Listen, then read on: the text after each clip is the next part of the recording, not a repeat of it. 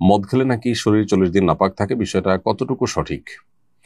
মাদক সেবন করা হারাম সেটা তো সুস্পষ্ট, কোরআন কারীমের আয়াত রয়েছেই, এবং এই বিষয়ে তো পৃথিবীতে কোনো আলেমের কোনো ভিন্ন মত করবার সুযোগ নেই, কেউ করেনও নি।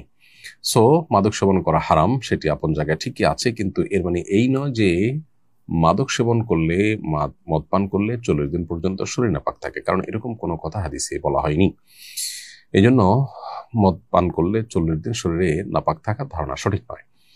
হ্যাঁ, এই মর্মে একটি হাদিস পাওয়া যায় যে কেউ মাদক সেবন করে যদি মাতলামি এসে যায় তার মধ্যে, তাহলে 40 দিন পর্যন্ত তার ইবাদত কবুল হবে না, নামাজ কবুল হবে না, সেটা হাদিসে আছে, কিন্তু শরীর নাপাক থাকবে 40 দিন এমনটি বলা হয়নি।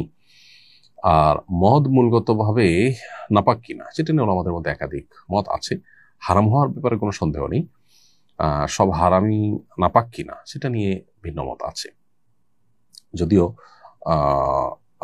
অধিকতর বিশুদ্ধ মত হলো যে হ্যাঁ, এটা শুধু হারামই নয় বরং নাপাকও।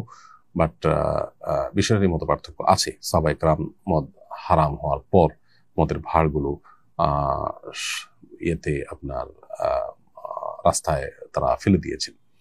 তো এই যে রাস্তায় ফেলে দিয়েছেন, রাস্তায় ফেলে দেওয়ার পর সেগুলো রাস্তা দেখা গেছে যে আপনার ভেসে একাকার হয়েছে। যদি নাপাক হতো সাহাবায়ে কেরাম সেভাবে রাস্তায় ফেলতেন না। এরকম একটা যুক্তি যারা বলেন যে মাদক হারাম হলেও সেটা গায়ে লাগলে নাপাক হবে না, এই মতের যারা প্রবক্তা তারা এটাকে যুক্তি দেন, এবং আরো অনেকগুলো যুক্তি তাদের আছে, এবং একইভাবে বিপরীত মতেরও যুক্তি আছে। কিন্তু মদ পান করলে শরীর 40 দিন নাপাক থাকবে এমনটা নয়, বরং 40 দিন ইবাদত কবুল হবে না। এবং পাশাপাশি মাদক সেবন করা জঘন্য হারামগুলোর মধ্যে থেকে একটি, সবচেয়ে নোংরা কাজগুলোর মধ্যে থেকে একটি। একজন ইমানদার কখনো এর ধারে কাছে যেতে পারে না।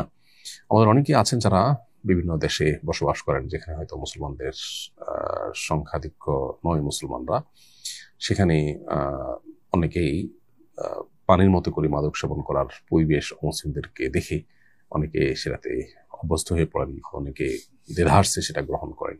তো আল্লাহর ভয় যাদের মধ্যে আছে তাদের উচিত এই বিষয়গুলোকে